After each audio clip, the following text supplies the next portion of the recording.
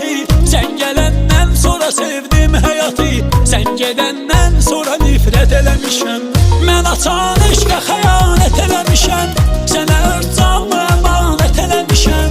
Qara saçlarını ağartmısan məni. Səndən Allaha şikayət eləmişəm. Gör nələr yazmamışam, nə yazmışam. Çox heyif iki dənə cümlə yazmışam. Öz həyatım adlı nəğmə yazmışam. Sən olan yerini nəqarət eləmişəm. Mən açan eşqə xəyanət eləmişəm.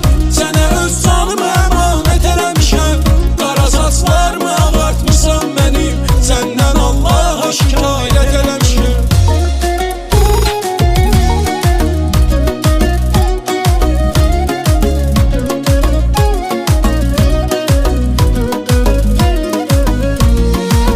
Düşüb bu çöllərə azam mənəm.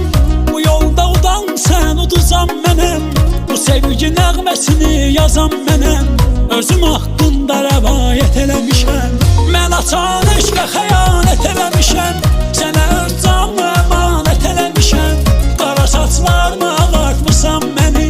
Səndən Allaha şikayət eləmişəm. Son görüşümüz yadıma düşdü yenə. Nə dedim ki dedim ayrılma sənə. Geri döndün elə baxdın ki mənə. Elə bildim ki cinayət eləmişəm.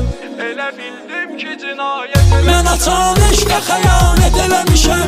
Sənə öz canımı əmanət eləmişəm. Qara saçlarımı ağartmısan mənim. Səndən Allaha şikayət eləmişəm.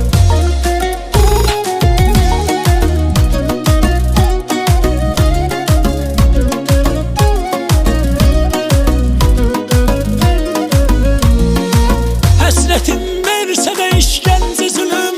İntizarın məni qoymaz ki ölüm. Olduğun yerdə dayan gəlmə gülüm. Aha sənsizliyə adət eləmişəm. Mən açan eşqə xəyanət eləmişəm.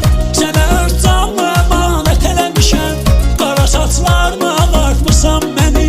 Səndən Allaha şikayət eləmişəm. Gələcəksən deyə qapıya qaçmışam. Sevinib sanki göylərə uçmuşam. Yandırıb şamları süfrə açmışam.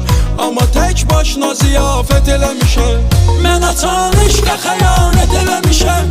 Sənə öz canımı əmanət eləmişəm. Qara saçlarımı ağartmısan mənim.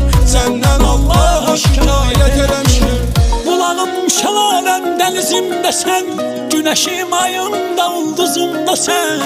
Suyum havam çörəyim duzumda sən. Məni səndən ibarət eləmişəm.